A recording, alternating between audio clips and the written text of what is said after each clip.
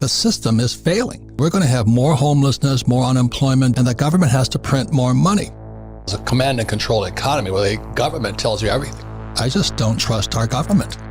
And they're going to have to start printing pretty quickly.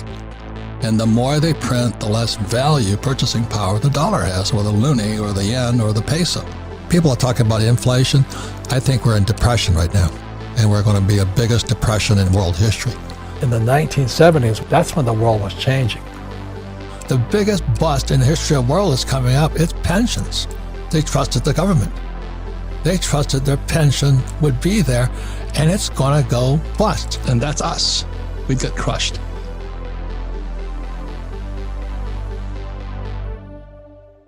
Welcome back, ladies and gentlemen. This is the Bearable Bull here. And I got this aggressively average content for you today.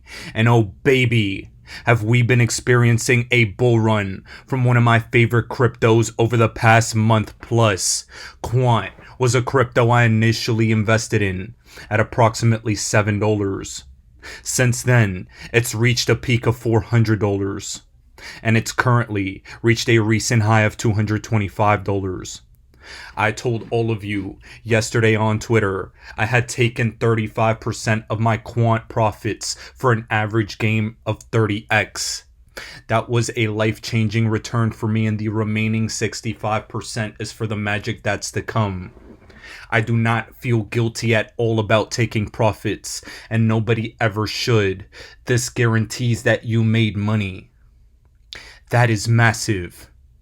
Yesterday night as well, I mentioned to my Discord community and my mentees that I took yet another 10% quant profits at $225. 55% of my long-term quant bags are still intact. And part of the reason I've been taking slow but steady quant profits is because when you're at 30x plus returns on average, you must take money off the table.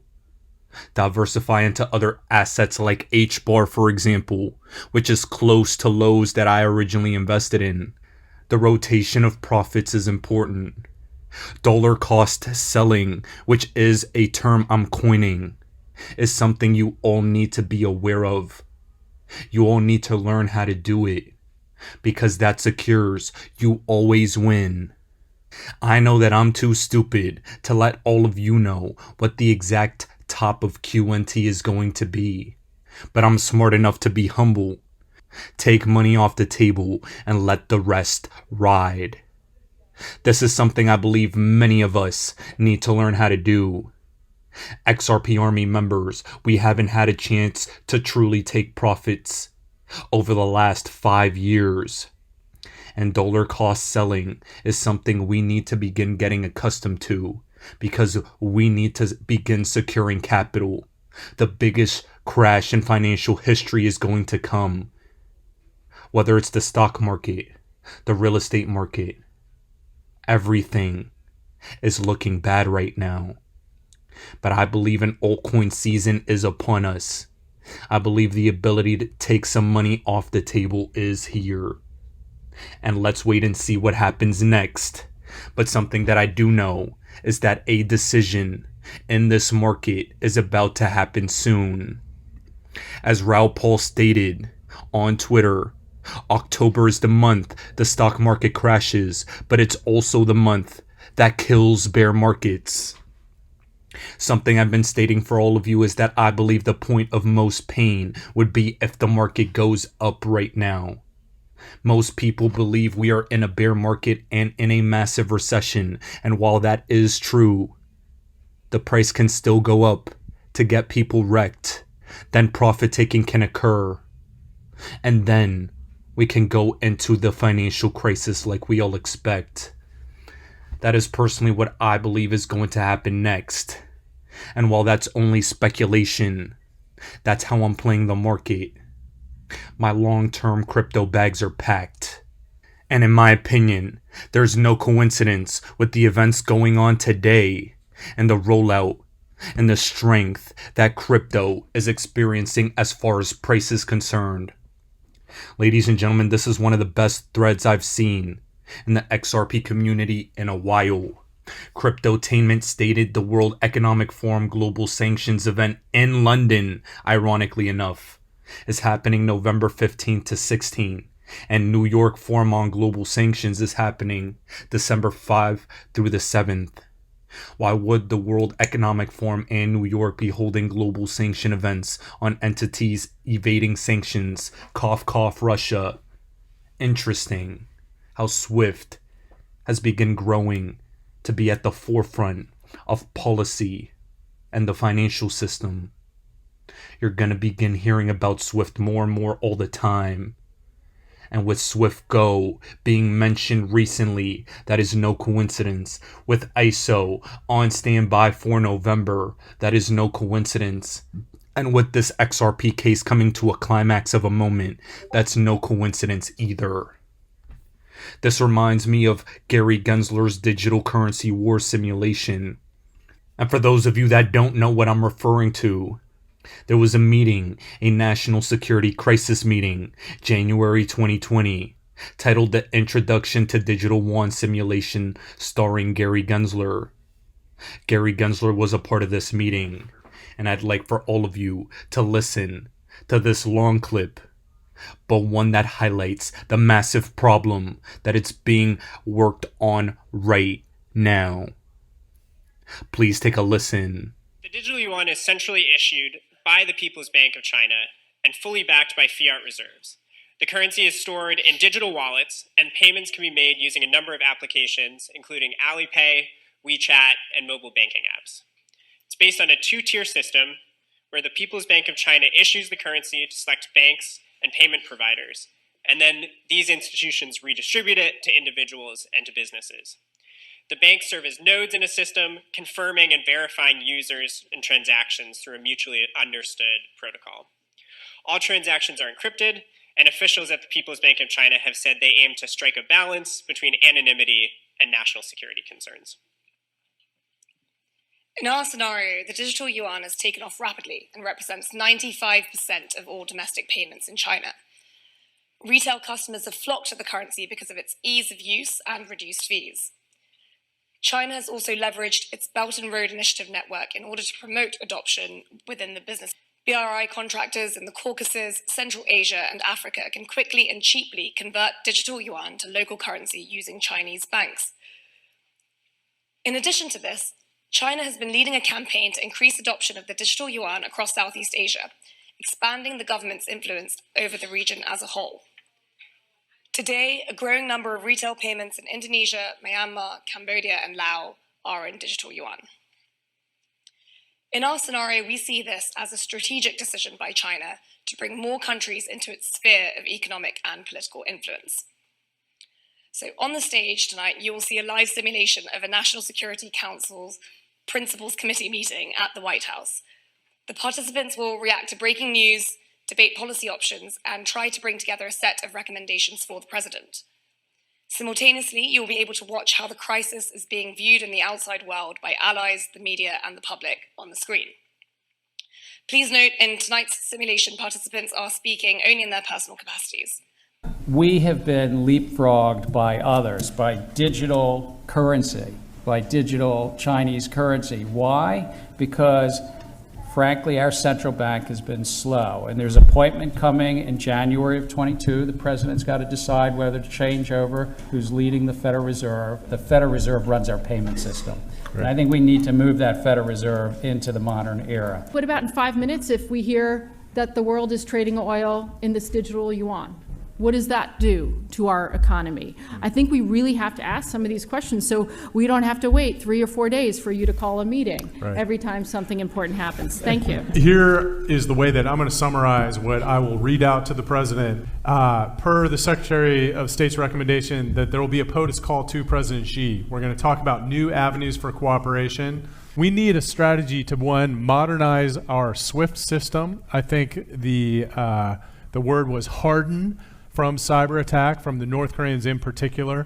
But we need to develop and present options to the president for a U.S. equivalent of a digital currency, either a private-public partnership or, if the Treasury is able to do it with the Fed, something that would be a public-only option. We need a strategy to resuscitate U.S. financial prowess, I think is the way you put it, Madam Vice President, and examine this idea of secondary sanctions and whether in the overuse of them, we've actually undermined our ability to use them down the road. Breaking news out of Brussels this evening. A cyber attack on SWIFT, the Society for Worldwide Interbank Financial Telecommunication, has resulted in the theft of $3 billion from commercial banks based in Germany, Saudi Arabia, and the UAE. So the old system just isn't cutting it anymore. And unfortunately, the trajectory of that is that it's just going to keep on getting worse and worse and worse. And so, yes, we see China with the yuan, but the competitiveness of the US dollar is a matter of national security, and we have to take this seriously and continue to innovate. Secretary Summers, are you suggesting that the U.S. create our own digital currency, or just that we work on SWIFT, we stick to our current system, but make SWIFT less vulnerable to cyber threats?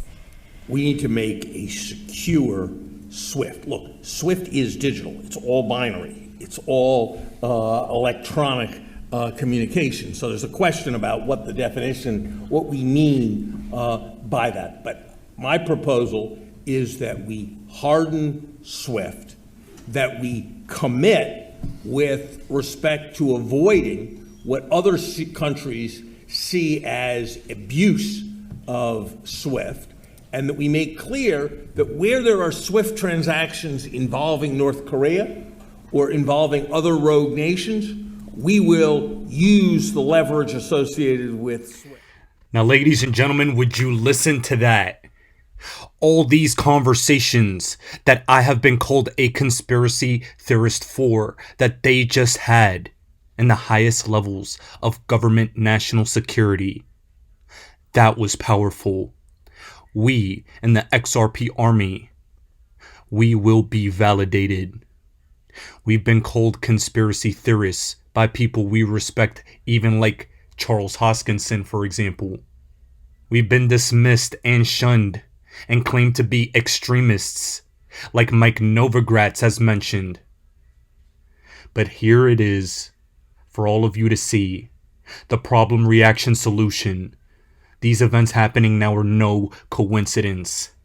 SWIFT, just as the world is on a verge of a massive currency collapse, we're watching the euro, we're watching the pound, we're watching the yen all implode.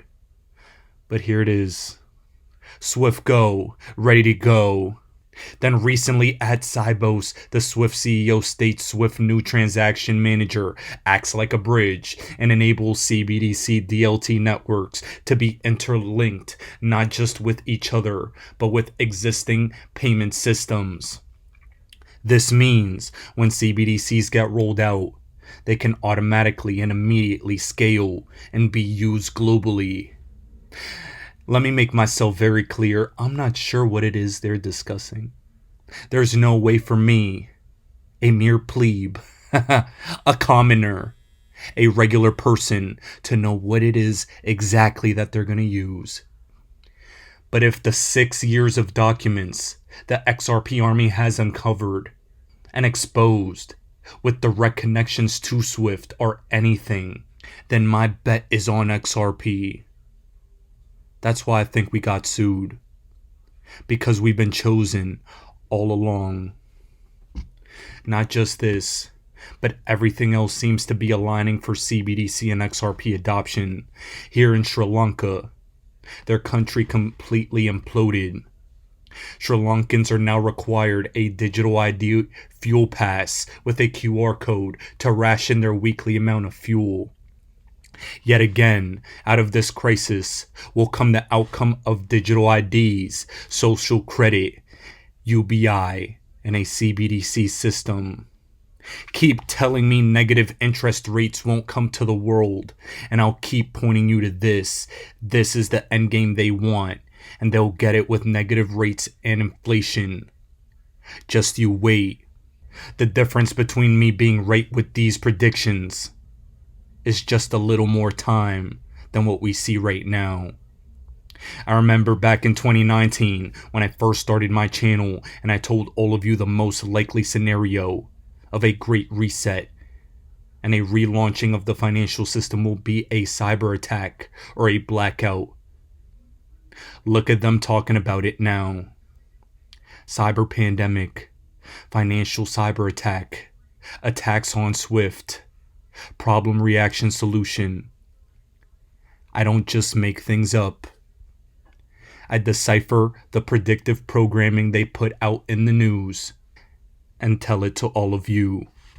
And that's the only way we're going to make it through 2022 and this financial storm. Now, to cap off this video for today, I have a powerhouse announcement. And this is from Crypto Mason. A new sidechain. Ether and XRP working together equals world domination. Imagine being an ETH hater and not being able to enjoy this amazing news and work. Ladies and gentlemen, the first XRP ledger sidechain with EVM. This is powerful. This is interoperability. This is building bridges, not causing roadblocks. And the XRP ledger continues to take the high road. Something I'll tell to all of you is, regardless of how you feel about Ether and the conflicts of interest that we factually found during this case, and from the information we've dug up, this is ultimately better for the crypto industry and for our money. We continue to build. We continue to interoperate. And that's why we'll continue to make life-changing money when everything is said and done. Ladies and gentlemen, this is the Bearable Bull here. Thanks for tuning in. I know this video has been clip intensive, but we have to refer back to the past so that we can try and predict the future. But one thing I know all of you see is that the present right now is surreal. Being an XRP investor and understanding all the information we've seen over the past couple years has been insane. The story has been coming to fruition step by step every single day. We've been right about a lot so far. Let's see what else we'll end up being right about. As always, guys, I appreciate every single one of you. Now I'll be back tomorrow with another video.